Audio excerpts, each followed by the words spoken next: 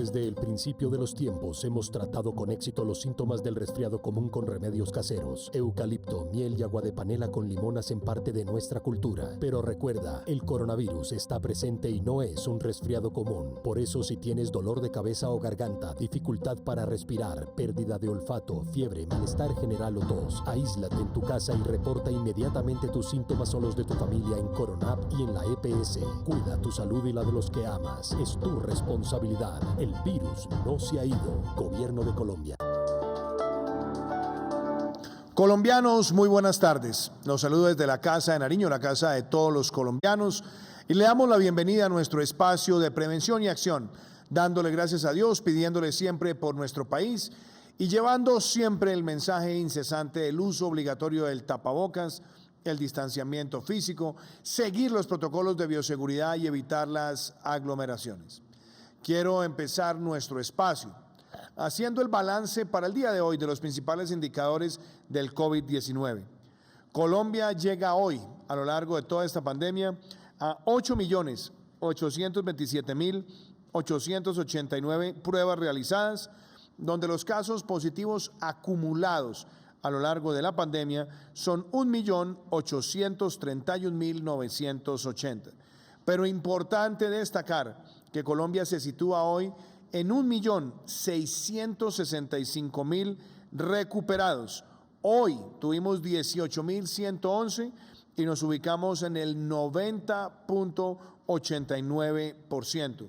Los casos activos son 114.705, una cifra inferior a la del día de ayer, que fueron 117.293. También quisiera mostrar que del total de personas que han sido agredidas por esta enfermedad, el 95.6% ha estado atendido en casa, el 1.31% en algún nivel de hospitalización y el 0.18% ha tenido atención en unidad de cuidado intensivo.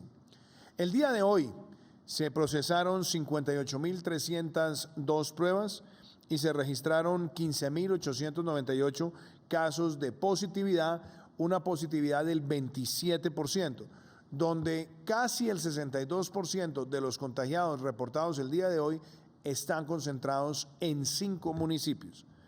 Las personas fallecidas el día de hoy por COVID-19, tristemente son 342 personas. Le expresamos nuestra solidaridad a las familias que han perdido a sus seres queridos. Y podemos también decir que el 61.6% de las personas fallecidas el día de hoy están concentradas en 5 municipios. Algunos de los principales indicadores internacionales nos muestran que el mundo llega hoy a 92.046.711 casos. Los casos activos son 24.395.587. Los recuperados son 50.818.821 y el mundo registra 1.971.247 fallecidos. Quiero también empezar nuestro espacio de prevención y acción compartiéndoles a todos los colombianos unas decisiones de gobierno. Como ustedes saben, nosotros hemos pasado de una evolución a lo largo de esta pandemia de un concepto que era el aislamiento preventivo obligatorio, donde se iban dando espacios de recuperación de actividad productiva. Y desde el mes de septiembre hemos utilizado el aislamiento selectivo con distanciamiento individual responsable. En virtud del concepto de aislamiento selectivo con distanciamiento individual responsable, hemos tomado medidas que son prácticas cuando se presentan casos de aumentos de positividad en ciudades o aumento de las unidades de cuidado intensivo, y en virtud de la información sabemos cuáles son los lugares de alta afectación, media afectación o baja afectación. Con ese criterio hemos estado operando desde el mes de septiembre e informamos al país que la emergencia sanitaria se iba a extender hasta el 28 de febrero. Y también nosotros habíamos llevado el decreto de orden público de aislamiento selectivo con distanciamiento individual responsable para vencerse el 16 de enero. Hoy quiero informarle al país que ese decreto de aislamiento selectivo con distanciamiento individual responsable se extiende hasta el 28 de febrero, de la mano con la emergencia sanitaria. Y este decreto de orden público también hace precisiones con respecto a restricciones de la movilidad, a limitaciones y a herramientas de control cuando tenemos también altos niveles de ocupación de unidades de cuidado intensivo. Cuando se está por encima del 85%, por encima del 80%, por encima del 70%, y cuando se está entre el 50% y el 69%, o cuando se está por debajo del 50%. Se hacen esas precisiones que son equivalentes a tener una lista de herramientas, de restricciones que se deben adoptar, y se deben adoptar para que cumplamos el objetivo que nos hemos trazado cuando las ciudades presentan altos niveles de positividad y al mismo tiempo altos niveles de ocupación de unidades de cuidado intensivo, que son restricciones a la movilidad nocturna, pico y cédula, también restricción de ventas de licor y por supuesto cuando estamos en niveles más altos, niveles altísimos de ocupación de unidades de cuidado intensivo, por encima del 85, 90%, por supuesto también se toman decisiones de mayor restricción.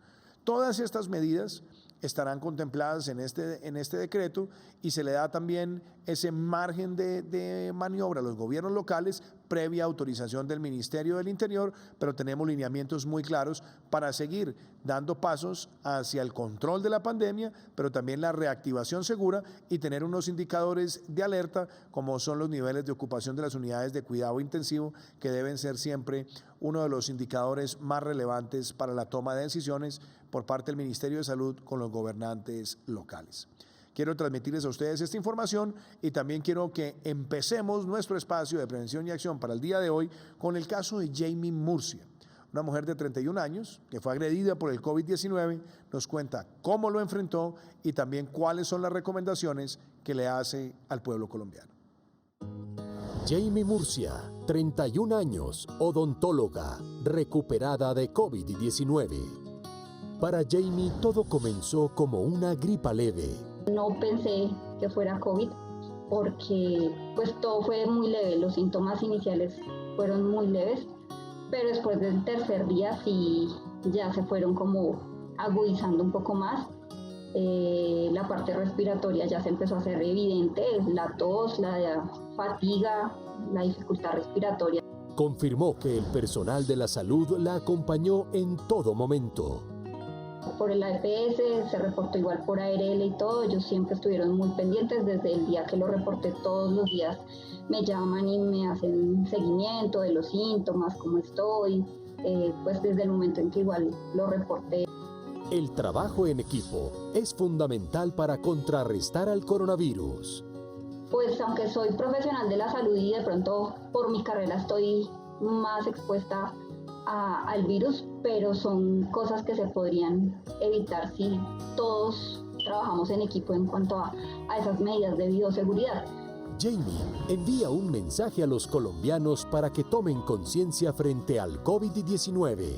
Esto es una responsabilidad compartida, porque así de pronto muchas personas no lo tomen en serio porque no tienen el caso cerca, el familiar cerca, porque no han tenido que necesitar una UCI, pero pues en medio de todo somos una población que debemos ser solidarios y ponernos en los zapatos de otros.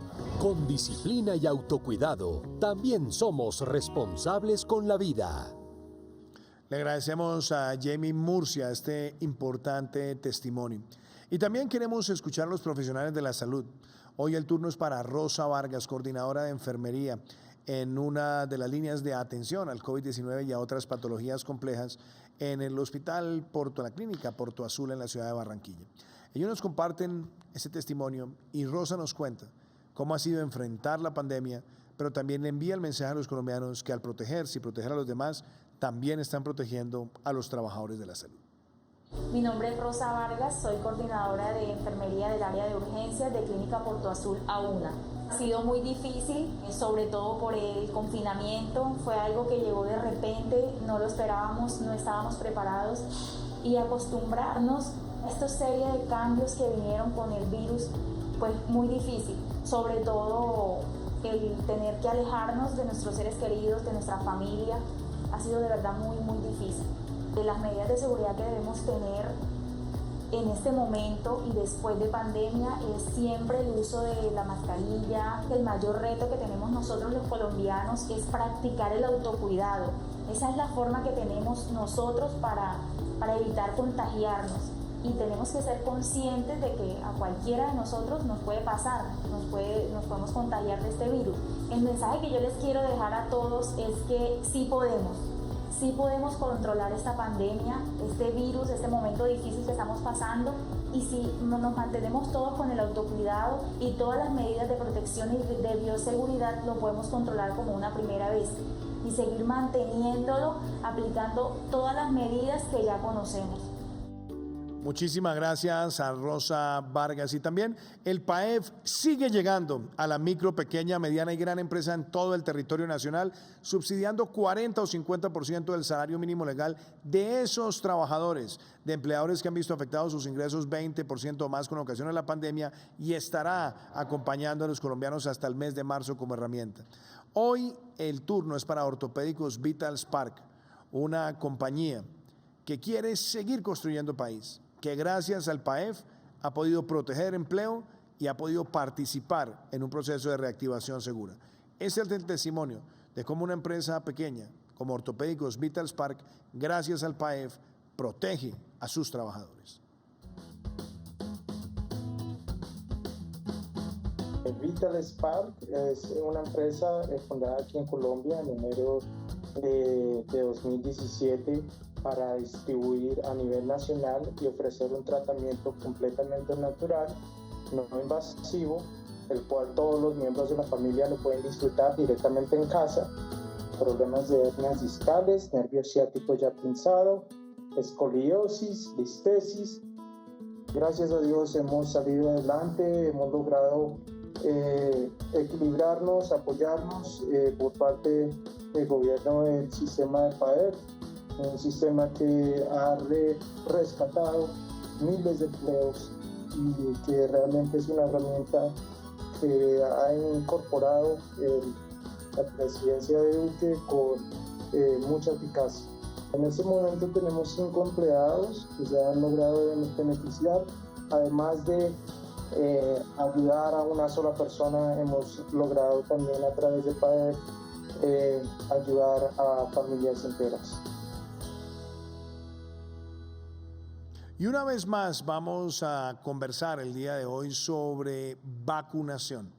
Como lo hemos dicho tantas veces, ya la nación tiene asegurado la cobertura de vacunación para 29 millones de colombianos. Tenemos ya los convenios, contratos, procedimientos con COVAX, la estrategia mundial de vacunación, donde estaremos llegando a 10 millones de colombianos, 20 millones de dosis.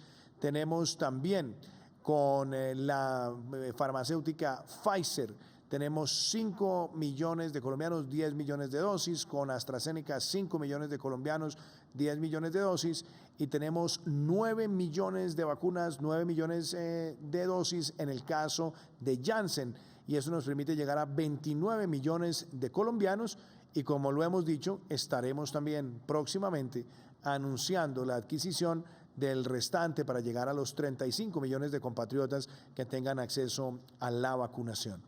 Una de las herramientas importantes es que el Plan Nacional de Vacunación, que fue difundido por el Ministerio de Salud y frente al cual hemos hecho explicaciones en detalle desde finales del mes de diciembre del año 2020, tiene que ver con la expedición de un decreto que acompañe este plan de vacunación. El Ministerio de Salud ha puesto a comentarios y a discusión ese borrador de decreto del plan de vacunación, y yo quisiera que hoy los colombianos conozcan en qué consiste ese proyecto de decreto y cómo se le va a dar también toda la cobertura y se va a revestir jurídicamente ese plan nacional para que tenga una ejecución conforme lo hemos planteado, y también gracias a los comentarios que ustedes mismos escucharon el día de ayer de la Organización Panamericana de la Salud. Para eso está con nosotros el ministro de Salud, Fernando Ruiz, pero antes de escucharlo, quiero que ustedes conozcan en qué consiste este borrador de decreto para la implementación del Plan Nacional de Vacunación. El Ministerio de Salud y Protección Social emitió un proyecto de decreto en el cual se define el Plan Nacional de Vacunación contra el COVID-19 y se dictan otras disposiciones, y está para consulta de los colombianos. En este se define la población objeto, criterios de priorización, responsabilidades de cada actor del sistema de salud en la cadena de aplicación, así como el procedimiento para el pago del costo de la aplicación a los prestadores de servicios de salud. Además, incluye un apartado de importación y comercialización de vacunas en el que se establece, entre otros, la posibilidad de compra por parte de autoridades territoriales o sector privado y las condiciones necesarias para los procedimientos de entrega, sistema de información y tratamiento de esta. La población puede consultar el proyecto de decreto o participar en el proceso de comentarios por parte de la ciudadanía en la página web www.minsalud.gov.co. Normatividad, proyecto de acto administrativo y proyectos de decreto. Sí, señor presidente y colombianos, como hemos venido diciendo, el documento de Plan Nacional de Vacunación contra el COVID-19 constituye el marco, la estrategia para la aplicación de lo que será la vacunación en Colombia. El decreto que estamos poniendo a consideración es un borrador de decreto que constituirá el marco jurídico para la vacunación y a este decreto se complementará con una serie de resoluciones que irán saliendo a lo largo del año y en el cual estaremos operativizando y haciendo ajustes operativos a todo el proceso del plan de vacunación. Este decreto, por tanto, es un decreto que se pone para consulta, como es una obligación jurídica y ha sido la tradición del Ministerio de Salud a consulta, se expone a consulta para recibir comentarios. Con base en esos comentarios y la discusión que llevaremos a cabo también en la Comisión Intersectorial para la Vacunación, se discutirán los comentarios presentados y saldrá el texto definitivo del decreto.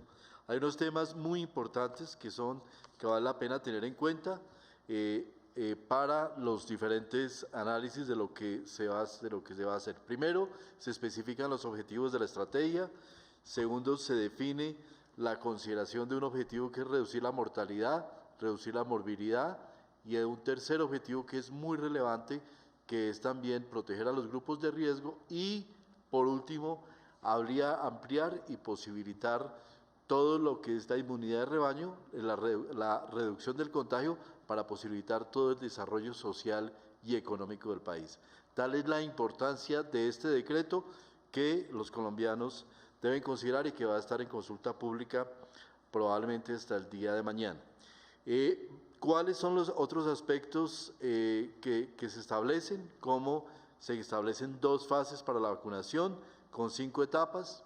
Una primera etapa en la que se vacunará a la población de trabajadores de la salud y personal de salud y trabajadores de la salud que estén en la primera línea. Eso quiere decir la línea donde están las personas que trabajan con el COVID en cuidado intensivo, urgencia y otros servicios, digamos, donde hay un alto contacto con personas con COVID.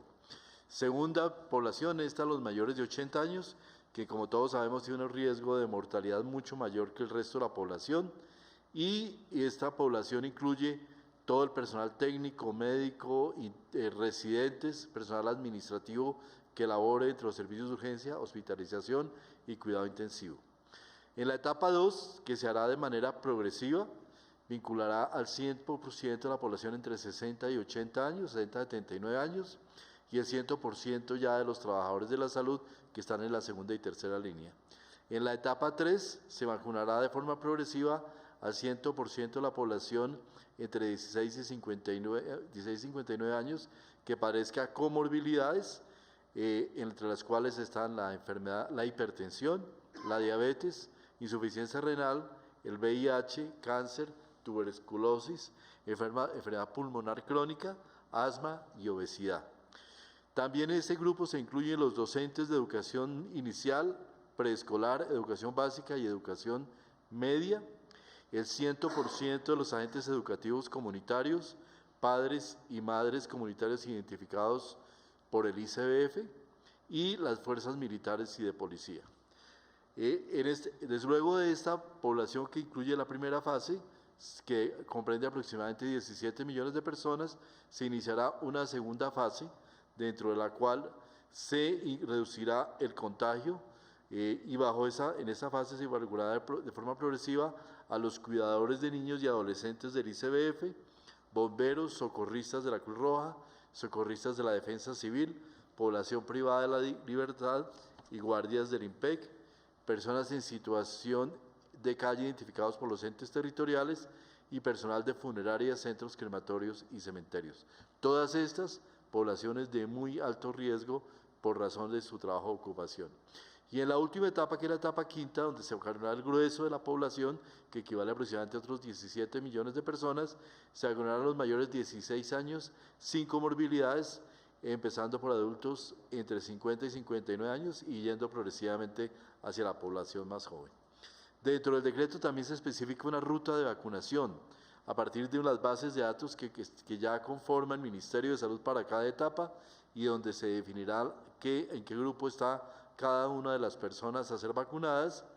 Se debe emplear también por parte del asegurador de la EPS el mecanismo para corroborar la información y para validar la información, y dispondremos de un aplicativo, de un portal en el cual, que se llama Mi Vacuna, bajo el cual se informa a la población sobre todas las etapas y donde cada ciudadano de Colombia podrá consultar su particular situación frente al plan. Allí las personas con número de identificación podrán consultar su etapa de clasificación y entregaremos los listados a cada EPS para proceder a registrar la variación, asignar el punto de vacunación. Se hará una clasificación de las IPS que cumplen con criterios por parte del Ministerio de Salud y las IPS comenzarán todo el proceso de agendamiento de citas. También podrán ser operativos territoriales de campo para poder ampliar la cobertura, y la vacunación es voluntaria y se deberá hacer bajo un consentimiento informado en el cual la persona es informada sobre la vacuna, sus riesgos, los efectos secundarios que podría tener, que usualmente son dolor en el hombro, enrojecimiento, y también si la persona se niega, se hará registro de información sobre su negación. Se procederá a la vacuna y se agendará la cita para la siguiente vacunación en los días siguientes, que pensamos que las personas lo cumplen. Se firmará el consentimiento informado, se vacuna e inmediatamente se entregará un carnet de vacunación. Hay otros temas ya mucho más específicos frente a lo que es importación y comercialización de las vacunas, algunos temas sobre las obligaciones de los entes territoriales y también el tema de la participación de los privados dentro del proceso de vacunación. Tenemos entonces una ruta donde va normatividad, proyecto administrativo y proyectos de decreto que estaremos llevando a cabo durante todo el proceso para poder tener toda la claridad y tener toda la transparencia con la población.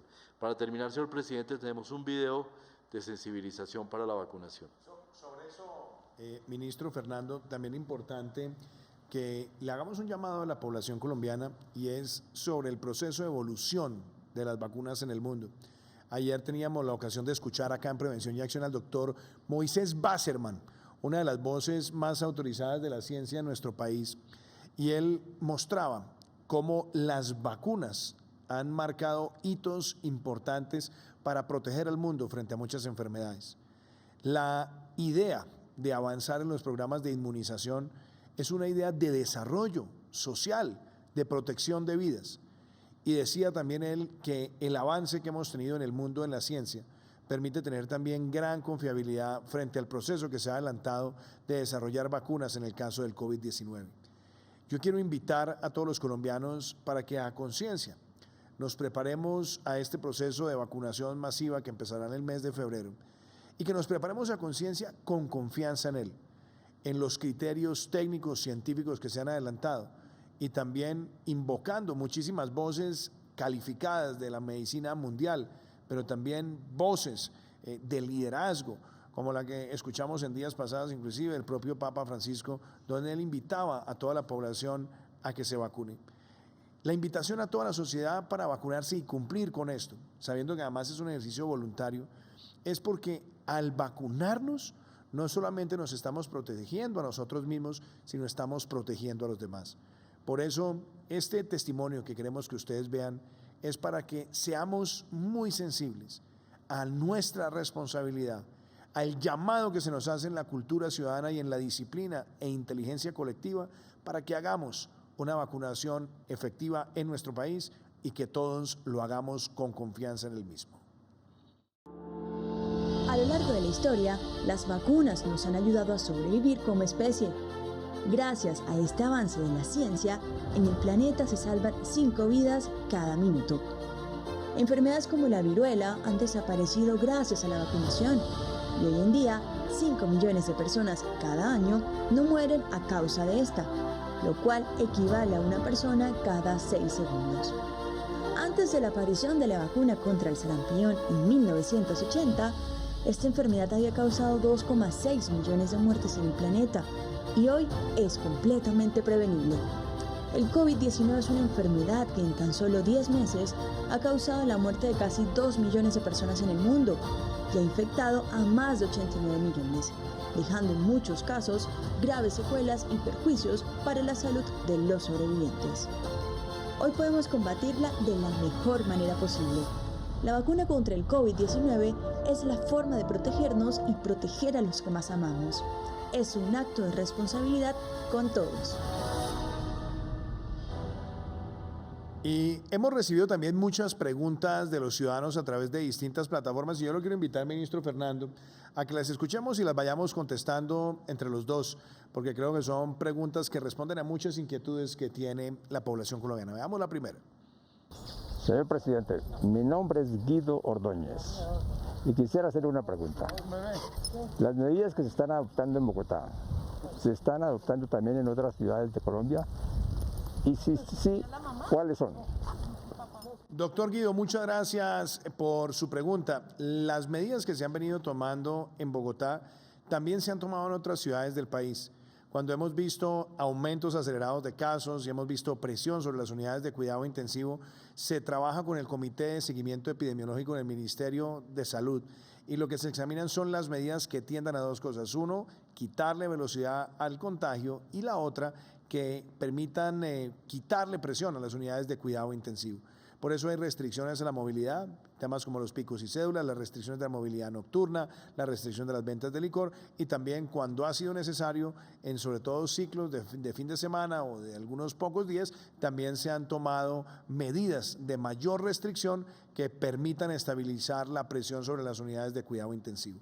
Y como lo hemos dicho, inclusive hace unos meses, no se puede hablar técnicamente de un pico nacional, porque vemos que la pandemia se ha comportado distinto en regiones del país y en ciudades. Vimos ciudades como Leticia que tuvieron un pico fuerte al comienzo, vimos picos en Barranquilla, vimos picos en Buenaventura, vimos picos en otras regiones, se intervinieron, se tomaron medidas y por eso también la evolución del aislamiento selectivo obligatorio, que era generalizado, dando espacios de recuperación de vida productiva al concepto del aislamiento selectivo con distanciamiento individual responsable. Eso que nos permite focalizarnos en aquellas ciudades o regiones donde tengamos ese aumento de casos y claro, ahora con esta nueva extensión del decreto de orden público que va al 28 de febrero, lo que estamos es agregando también el elemento de análisis de los niveles de ocupación de unidades de cuidado intensivo para tomar medidas restrictivas. Y a mí me gustaría de pronto, ministro Fernando, ¿qué le contaría usted también a don Guido que nos hace la pregunta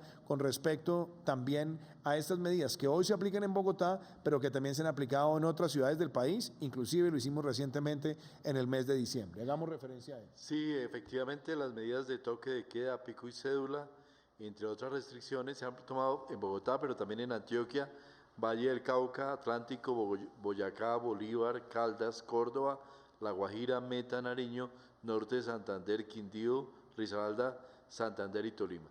Los alcaldes y gobernadores han tomado esas decisiones conforme a las recomendaciones del Gobierno Nacional. Muy bien, veamos qué otra pregunta nos ha llegado el día de hoy. Buenas tardes, presidente. Mi nombre es Lucas Yepes. Me gustaría saber cómo estamos con este pico en comparación con el pico de julio. Gracias. Lucas, muchísimas gracias. Yo creo que es muy importante la pregunta porque, de nuevo, lo que nosotros vimos hace unos meses Vimos picos en algunas de las principales ciudades del país, vimos el caso de Bogotá entre julio y agosto y ahora lo estamos viendo también en algunas ciudades del país. No es un fenómeno generalizado, pero sabemos que ocurre en lugares donde tenemos una alta concentración de población.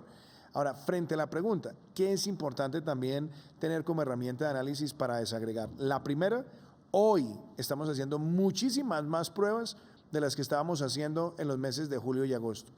Llegamos en el mes de diciembre al mes de más pruebas practicadas. Entonces, cuando se hacen más pruebas, siempre existirá una mayor probabilidad de tener más casos.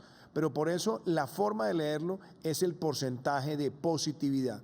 Es decir, del total de pruebas que hacemos en un día, ¿qué porcentaje representan los casos positivos? Y ahí lo interesante es que hemos visto, por ejemplo, en estos momentos que tenemos positividades similares a las que vimos en los meses de julio y agosto en algunas ciudades. ¿Cómo se comporta también la pandemia? ¿Cómo está la presión sobre las unidades de cuidado intensivo? Entonces también nosotros vimos en los meses de julio y agosto algunas ciudades que estuvieron por encima del 70, del 80 y hasta del 90%, y hoy hemos visto también algunas ciudades donde esa presión sobre las UCI se presenta y por lo tanto se hace una intervención focalizada. El otro elemento de análisis comparativo tiene que ver con la letalidad y hemos visto también en los últimos días que en algunas ciudades donde hemos tenido el mayor crecimiento de casos se han presentado niveles de mortalidad o de letalidad que son similares a los que vimos en julio y agosto. Eso es lo que nos permite a nosotros analizar ciudad a ciudad, región a región, cuál es ese comportamiento y cómo se hace esa intervención focalizada. Ministro Fernando, si usted quisiera también agregar algo más a la pregunta que dice Lucas. Solamente agregar que las ciudades donde efectivamente estamos viendo un pico caracterizado definitivo son Bogotá y Cúcuta. El resto de ciudades han tenido situaciones muy relacionadas con fechas específicas de festividad en la que se relajaron las condiciones y el gran factor de contagio durante este mes de diciembre ha sido las reuniones familiares. Muchísimas gracias, ministro. ¿Qué otra pregunta tenemos? Buenas tardes, señor presidente. Mi nombre es Wilmar Rodríguez y le quiero preguntar cómo nos hemos preparado en temas de la salud. Wilmar, yo creo que lo hemos venido diciendo también a lo largo de la pandemia y muchas gracias por esa pregunta. Yo creo que hay varios hitos que son importantes mencionar. Uno, Colombia tenía alrededor de unas 5.300, 5.400 unidades de cuidado intensivo cuando empezó la pandemia. Éramos uno de los países con más unidades de cuidado intensivo por millón de habitantes en América Latina, pero logramos duplicar esas unidades de cuidado intensivo. Hoy tenemos alrededor de 11.700, más las que hemos estado expandiendo estos días para atender la presión sobre las UCIs en algunas ciudades. Pero el mensaje, ¿cuál es? Se duplica. ¿Y se duplica para qué? Para tener capacidad suficiente de respuesta. Hasta el momento, claro, hemos visto que ciudades han estado por encima del 92, del 93, hasta el 95%. También se han estabilizado, pero nadie se ha quedado sin una atención de unidad de cuidado intensivo y eso hay que reconocerlo. Lo otro es que en la medida que vamos recuperando vida productiva y vamos recuperando elementos de la cotidianidad, es muy probable, y lo estamos viendo, que también las unidades de cuidados intensivos se congestionen con patologías tradicionales, convencionales, que ocurren con o sin pandemia. Entonces, ese fortalecimiento de la capacidad de unidades de cuidado intensivo ha sido fundamental para atender las patologías regulares, pero al mismo tiempo para tener capacidad de respuesta frente al COVID-19. Lo otro tiene que ver con pruebas. Logramos crecer de manera exponencial el número de laboratorios en el país haciendo pruebas y tenemos hoy capacidad prácticamente para llegar a procesar cerca de 100.000 pruebas diarias. Ese también ha sido un elemento muy importante. Algo que también quiero destacar es la puesta en marcha del programa PRAS, de prueba, rastreo, aislamiento selectivo, que se está aplicando y se aplica y nos permite a nosotros tener una gran capacidad de intervención. Tanto así que el 95.6% de las personas que han sido atacadas por el virus han sido atendidas en casa. Tenemos alrededor de, y ha variado la cifra, tenemos alrededor de un 1 punto algo, 1.3, 1.4, 1.5, llegamos a ciertos momentos que han estado en nivel de hospitalización, pero hemos estado en el 0.18 de personas que han estado en atención de unidades de cuidado intensivo. Ese rastreo selectivo, ese rastreo que nos permite identificar la patología precisa, quién es asintomático o sintomático, también es algo favorable en el sistema. También hemos puesto en marcha el pago de la bonificación al personal de la salud, la creación de la Reserva Estratégica Nacional de Material de Protección para todo el personal de salud en el territorio nacional. Hemos puesto en marcha medidas también de fortalecimiento de las capacidades de respuesta en muchas regiones que no tenían unidades de cuidado intensivo, y claramente ya tenemos un plan de vacunación estructurado con un comité especializado.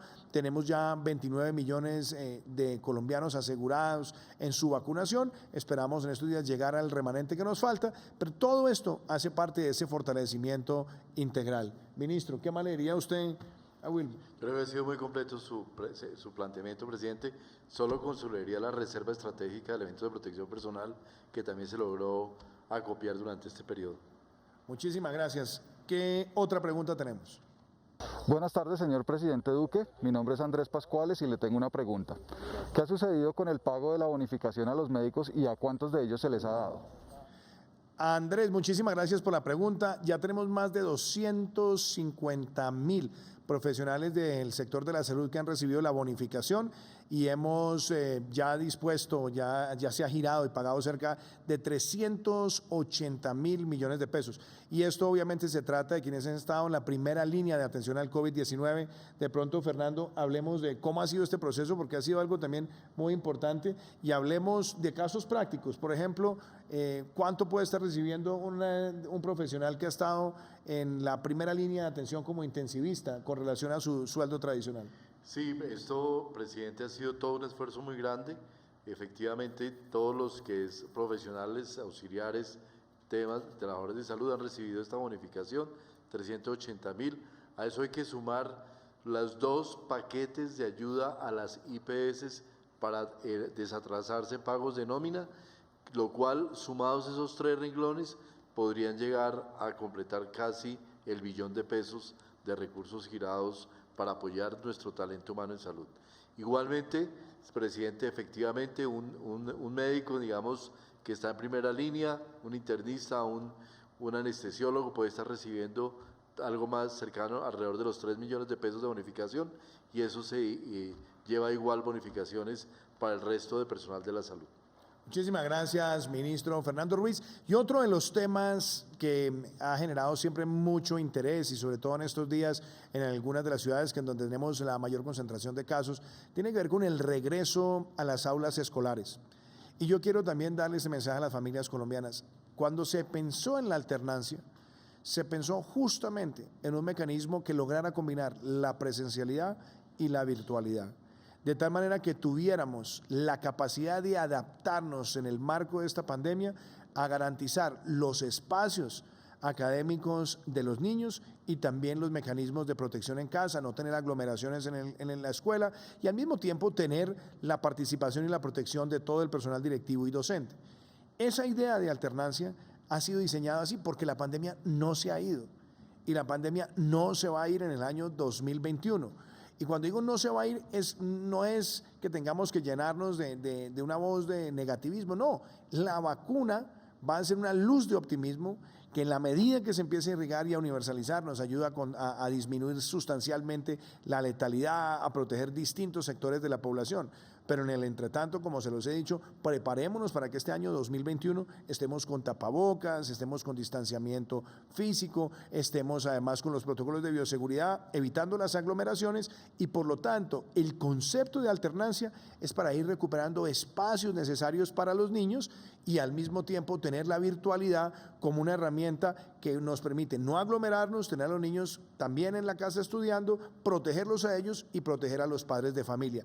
Pero algo que también es importante, con las medidas que acabamos de anunciar al extender este decreto de orden público al 28 de febrero e introducir el concepto de ciudades donde la alta afectación también se traduzca en una presión sobre las unidades de cuidado intensivo, de la mano con los gobiernos locales sabremos combinar los niveles adecuados de alternancia. Si tenemos lugares donde la ocupación de las unidades de cuidado intensivo está por encima del 80-85%, pues sabemos qué nivel se debe manejar en cuanto a alternancia, es decir, qué peso debe tener más la virtualidad versus la presencialidad, y yo creo que esta herramienta también nos permite adecuarnos como sociedad, pero nos permite también entender que al igual que es importante la reactivación de vida productiva, la recuperación de vida escolar de los niños y la interacción con sus compañeros, con su entorno, también son temas fundamentales en materia de salud mental para ellos y también en garantizar que los niveles de aprendizaje, que también dependen de esos grados de interacción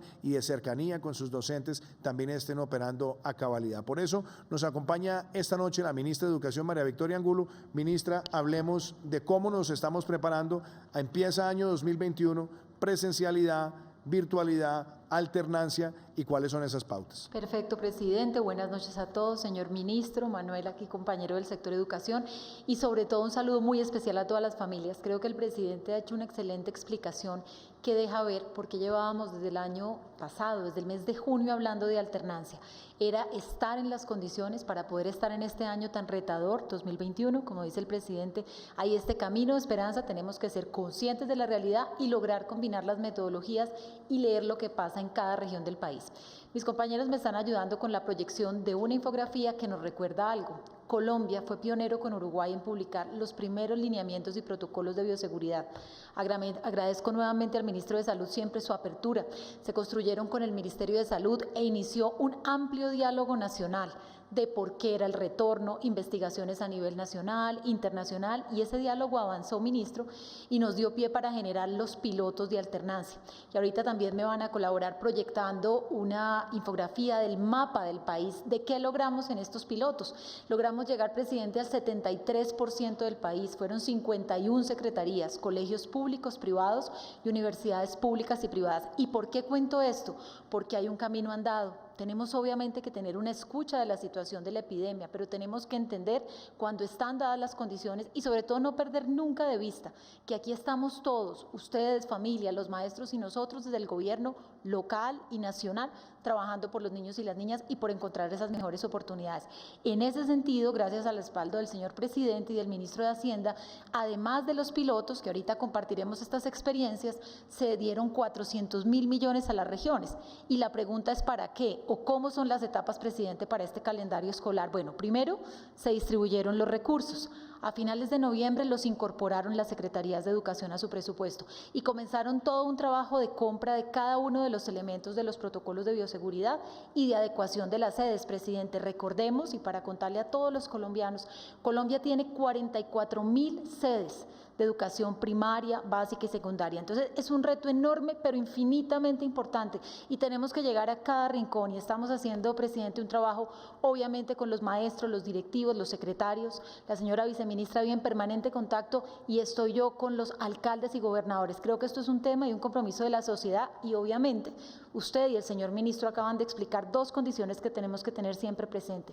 Esto lo hacemos de la mano con salud. Y evidentemente hay tres variables que estamos analizando semana a semana con el ministro de Salud.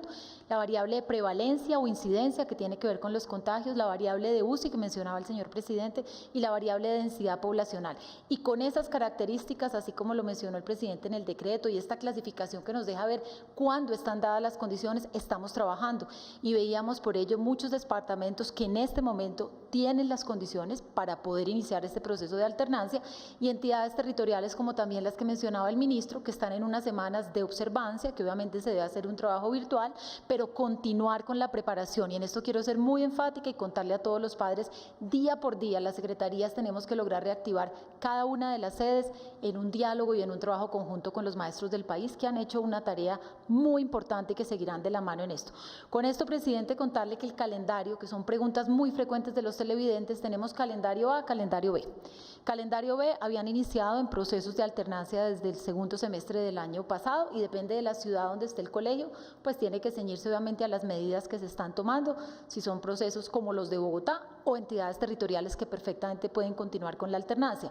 Calendario A, iniciamos finales de enero, comienzos de febrero, dependiendo de cada entidad territorial, e iremos, presidente, contando aquí en el programa, acorde a las condiciones y como hablaba esta mañana, en diálogo con varios de los gobernadores que vamos a continuar, estamos revisando no solo las condiciones de salud que son importantísimas, sino la adecuación de las sedes, para con esas dos variables comenzarle a contar al país cómo vamos haciendo este proceso.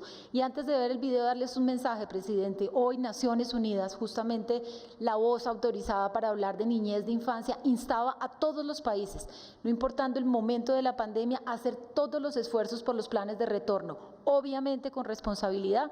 Sabemos, presidente, que se ha generado mucha incertidumbre en las familias, en los padres por la situación, es comprensible, pero decirles que estamos haciendo un trabajo riguroso que va a contar siempre con su consentimiento, con la realidad de la evolución de la pandemia y con todo este alistamiento que yo quisiera que me compartieran el video que preparamos, presidente. Agradecer a varios mandatarios locales que allí van a ver que ya vienen haciendo el esfuerzo de preparación para iniciar calendario en alternancia. Nos preparamos para un nuevo año académico que inicia la última semana del mes de enero y las primeras semanas de febrero en todo el país. Por esto, el Gobierno Nacional, en un trabajo articulado con las regiones, avanza en la preparación y adecuación de las sedes educativas, con la implementación de estrictas medidas de bioseguridad y de protección personal, que permitan el retorno gradual, progresivo y seguro, cuidando la salud de toda la comunidad educativa. A la fecha se ha realizado una asignación de 400.000 millones de pesos a las 96 entidades territoriales certificadas para la implementación de sus planes de alternancia, respondiendo a las características y particularidades de cada territorio. Este regreso gradual, progresivo y seguro se hará de la mano del sector salud, acorde a la evolución de la pandemia. Llevar estos elementos de bioseguridad, todos estos protocolos, para que más de 2.216 sedes educativas puedan implementar la alternancia con mucha responsabilidad, con mucho autocuidado. Todo eso hace parte del gran compromiso que tenemos del Ministerio de Educación, la Secretaría y el Gobierno departamental. Vamos a beneficiar a la totalidad de los establecimientos educativos del departamento de Santander, nuestros 272 establecimientos educativos en los 82 municipios del departamento. Todas van a estar dotadas. Tenemos que contemplar muchas cosas, pero la idea es que nos preparemos y que estamos preparados. Con el propósito de garantizar el regreso seguro de nuestros estudiantes a clase, hemos recibido 2.884 millones de pesos, los cuales fueron contratados para garantizar la entrega de elementos de bioseguridad y protección personal de toda nuestra comunidad educativa. Agradecemos inmensamente al señor presidente, a la señora ministra de Educación por este gran apoyo para preservar la vida de los estudiantes de nuestro querido distrito de Tumaco. Así, se reitera el compromiso del gobierno del presidente Iván Duque para brindar a niñas, niños y jóvenes una educación con bienestar, oportunidad y calidad. Bueno, ministra María Victoria, yo creo que ha sido muy elocuente la forma en la que se ha narrado el proceso y el llamado a Naciones Unidas a ir retomando esa reactivación del sistema académico. Obviamente la alternancia es justamente para adaptarnos a no tener aglomeración, pero a permitir la recuperación de este entorno tan necesario para los niños. Y una de las ciudades que ha sido pionera en Colombia, que ha sido líder en Colombia en este proceso de alternancia, es la ciudad de Montería. Y me gustaría que todos ustedes en sus casas vean cómo la ciudad de Montería, que pasó por momentos muy estresantes meses atrás, obviamente no bajan la guardia y saben que hay que estar tomando medidas para evitar un segundo pico, pero la ciudad enfrentó el pico en un momento muy crítico, con una gran presión sobre las unidades de cuidado intensivo y también ha sido líder en la reactivación del sistema educativo a partir de alternancia. Los invito a que vean la experiencia de Montería. Para el 2021, la educación en el municipio de Montería va a ser diferente. Para eso estamos ya visitando las diferentes instituciones educativas privadas y oficiales de nuestro municipio para verificar los protocolos y así garantizar a nuestros estudiantes un regreso progresivo y gradual a las diferentes instituciones educativas. Estamos aquí revisando todos los protocolos de bioseguridad para darle garantía a los padres de familia y también seguridad a nuestro equipo de trabajo, para hacer posible la alternancia en nuestra institución.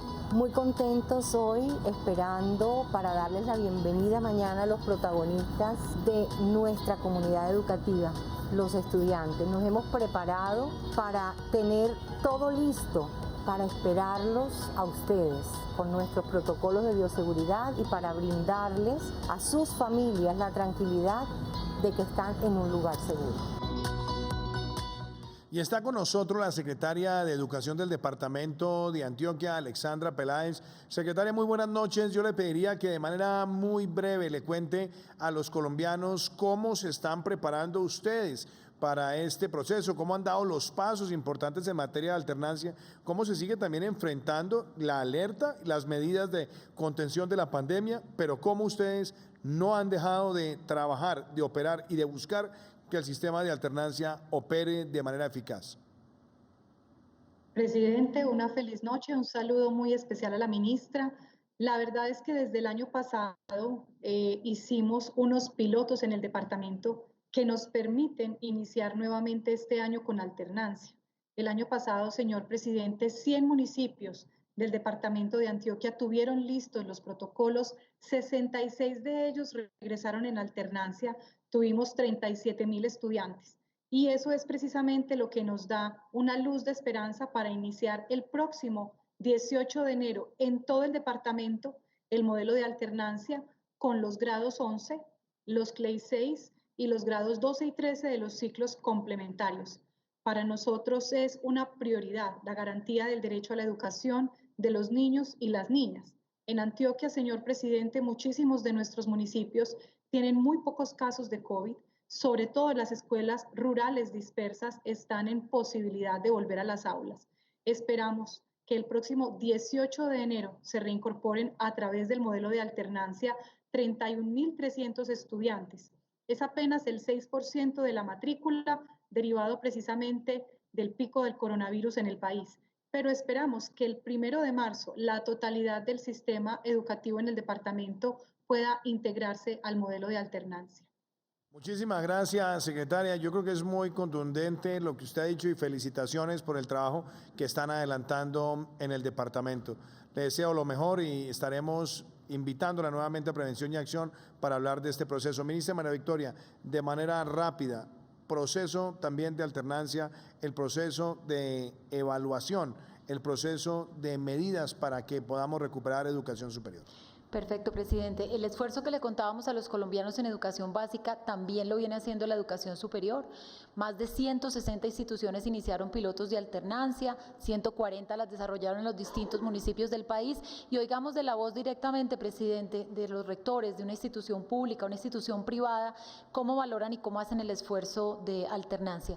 Me están contando, presidente, que estamos mal de tiempo, así que yo creo que lo compartimos en un siguiente programa. Y no sé, presidente, si el mensaje del fondo lo podamos dar del Fondo Solidario. Yo le pediría lo siguiente, porque estamos cortos de tiempo, pero sí, el mensaje es clave. Dos mensajes importantes también desde el ICETEX. Está el doctor Manuel, el presidente del ICETEX. Doctor Manuel, mensaje, Fondo de Solidaridad Educativa.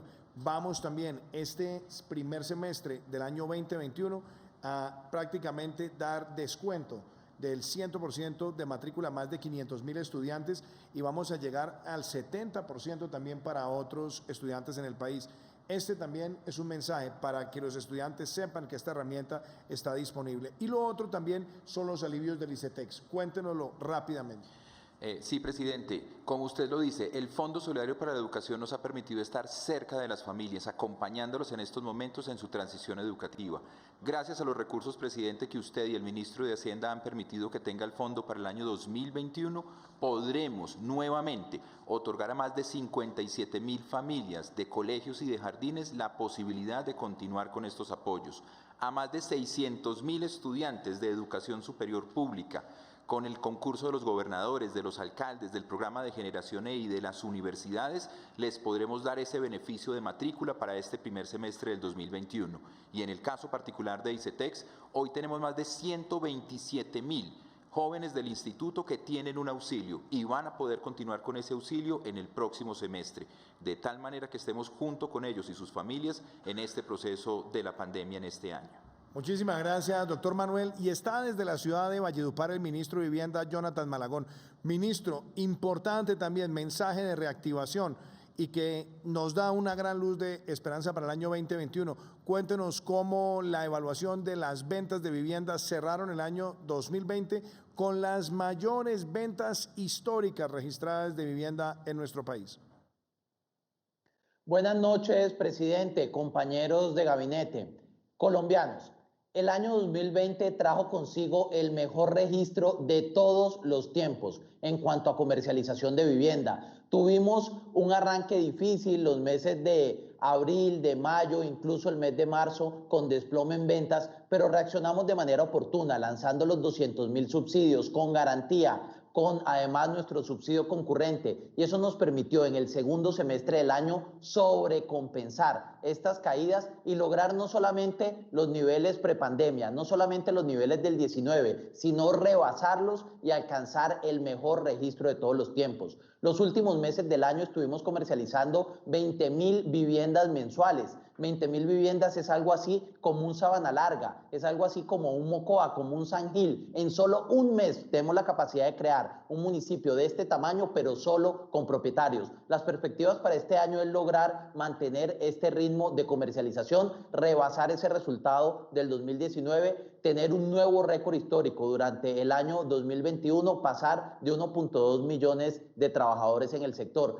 Pero queremos también que este resultado tan bueno que hemos visto en lo rural, en lo urbano, pueda extenderse también a lo rural. La política de vivienda del presidente Iván Duque, de este gobierno, está pensada no solamente para aquellos que trabajan en una fábrica, también para aquellos que cultivan el campo, para los que se levantan día a día con una alarma, pero también los que se levantan con el cantar de un gallo, no solamente para lo urbano, sino también para lo rural. Por eso, el día de ayer asignamos subsidios de vivienda rural por cerca de 370.000 millones de pesos, 28 departamentos, 99 municipios, en los cuales construiremos de manera gratuita cerca de 6.000 soluciones habitacionales. Son registros que también nos van a permitir que la vivienda rural haga parte del compromiso por Colombia y que este bienestar que hemos podido apreciar en términos de vivienda urbana llegue también al campo.